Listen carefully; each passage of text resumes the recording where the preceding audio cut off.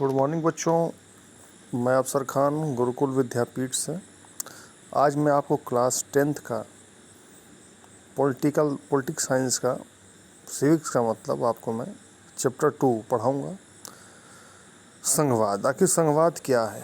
संघ मतलब समझते, संघ मतलब ग्रुप।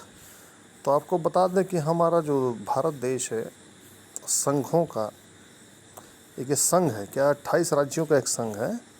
इस संघ में क्या होता है, दो स्तर की सरकारें काम करती, राज्य सरकार और केंद्र सरकार। और इसमें मतलब एकात्मक प्रणाली हमारे भारत में नहीं है। एकात्मक मतलब सिर्फ जैसे राजा का शासन है तो एक है एकात्मक प्रणाली है, चाहे कोई तानाशाह हो गया, चाहे मोनार्की है, ये सब क्या एकात्मक शासन होते हैं। लेकिन हमारे क्या है, एकात्मक शासन सिंगल नहीं है, मल्टीपल गवर्नमेंट है हमारे यहाँ। और इस शासन में हो सकता है कि केंद्र सरकार और राज्य सरकार के बीच में बटी होती है ताकतें, और केंद्र सरकार अपना हुकूमत नहीं चला सकता राज्य सरकार पे, नहीं, दोनों को मिल के काम करना होगा। यानी कि जो कहेगी केंद्र वही मानेगी राज्य, ऐसा कुछ नहीं है। चलिए कुछ पॉइंट की हम चर्चा करते हैं केंद्र सरकार क्या नाम है संघवाद के। तो ये पहला पॉइंट लिखा है, यहाँ सरकार दो या दो अधिक स्तरों रहती है। मतलब यहाँ क्या होती है, सरकार दो या दो से अधिक। तीसरी कौन सी होगी, जो आपकी विधायक होता है ना, ये विधायक और भी कई सारी गवर्नमेंट होती हैं। अलग अलग स्तर की सरकार एक ही नागरिक समूह पर शासन करती है, पर कानून बनाने, कर वसूलने और प्रशासन का उनका अपना अपना अधिकार क्षेत्र होता है। देखिए हर, जैसे राज्य सरकार है उसके कुछ कानून अलग होते हैं, केंद्र सरकार के कानून अलग होते हैं, रीजनल गवर्नमेंट के कानून अलग होते हैं। मतलब लेकिन सब जनता पे ही लागू होता है, कोई सा भी कानून हो। उनके टैक्स भी अलग होते हैं, जैसे राज्य में वैल्यू एडेड टैक्स लगता है, सेंट्रल टैक्स अलग होते हैं। ठीक है बेटा। विभिन्न स्तरों की सरकारों के अधिकार क्षेत्र संविधान में स्पष्ट रूप से वर्णित होते हैं।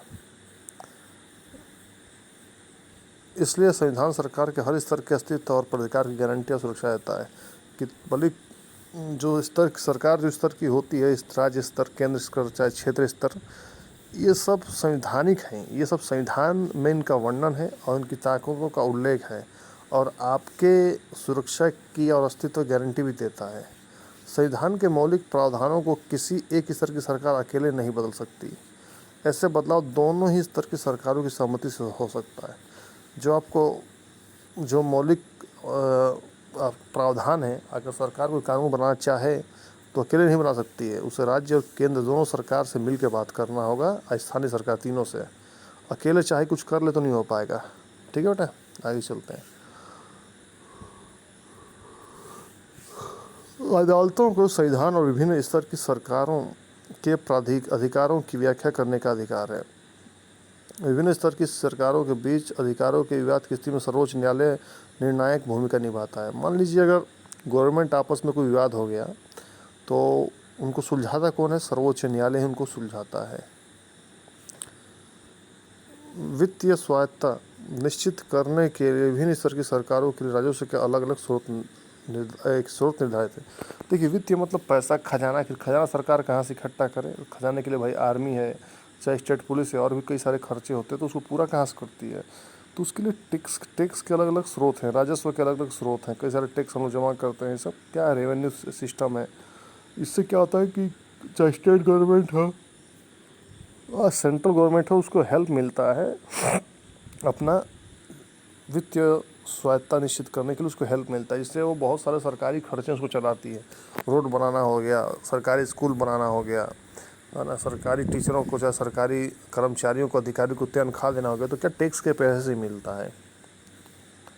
इस प्रकार संघीय शासन व्यवस्था के दोहरे उद्देश्य हैं: देश की एकता की सुरक्षा करना और बढ़ावा देना, तथा इसके साथ ही साथ क्षेत्रीय एकताओं को पूरा सम्मान करना। देखिए जो चाहे केंद्र सरकार हो चाहे राज्य सरकार हो, इसके दोहरे दो उद्देश्य हैं। एक तो एकता हो देश में, दूसरा जो हमारा देश है बहुत डाइवर्सिफाइड है, साउथ के लोग अलग होते हैं, हम लोग अलग होते हैं ना हर जगह, तो उनको सबका सम्मान करना, कानून ऐसा बना कि जो सबके लिए बराबर हो, इस तरह से इसमें होता है संघ सरकार में। इस कारण संघ व्यवस्था के गठन और कामकाज की दो चीज़ सबसे महत्वपूर्ण है। विभिन्न स्तरों की सरकारों के बीच सत्ता के बंटवारे के नियमों पर सहमति होनी चाहिए। देखिए जब दो गवर्नमेंट है, अगर भारत में 2-3 गवर्नमेंट काम करती है, तो इनके बीच जो सत्ता का बंटवारा है, सत्ता का जो बंटवारा है, इनके बीच में आपस में सहमति होनी चाहिए और एक दूसरे का भरोसा होना चाहिए। वे अपने अपने अधिकार क्षेत्रों को मानेंगे आदर्श संघीय व्यवस्था ये दोनों पक्ष होते हैं आपसी भरोसा के साथ सहमति हो, ये कि दोनों सहमत हों और एक दूसरे पर भरोसा करें। ठीक है, ये नहीं कि मध्य प्रदेश राज्य उत्तर प्रदेश राज्य भरोसा नहीं कर रहा है, चाहे केंद्र सरकार राज्य सरकार भरोसा नहीं कर रही है, ऐसा नहीं होना चाहिए। केंद्र और विभिन्न राज्य सरकारों के बीच सत्ता का बंटवारा हर संघीय सरकार में अलग अलग किस्म का होता है। ठीक है बेटा, हर जगह अलग अलग, हर जगह राज्य सरकार अलग है। ठीक है बेटा, केंद्र तो एक ही होती है, राज्य सरकार मतलब सत्ता का बंटवारा अलग तरह से होता है।